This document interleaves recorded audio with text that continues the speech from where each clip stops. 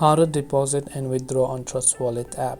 Hey everyone, welcome back to our channel. In this video we're going to learn how we can deposit or withdraw on the Trust Wallet app, so make sure to watch the video till the end. To either deposit or withdraw on the Trust Wallet app, so depending on what you want to do, right? So that is called sending or receiving. So sending means you're trying to send or withdraw your crypto from your Trust Wallet to other wallet. So for that you have to tap on the send and simply select any cryptocurrencies that you own over here. Then just make sure to paste the wallet address to whom you want to send. On the other hand, if you want to deposit, which means to receive, then you have to go to the receive option.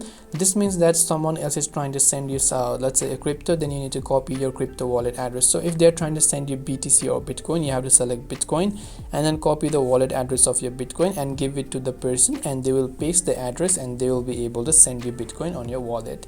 And this is how you can deposit or withdraw on Trust Wallet. Hope this video was very helpful.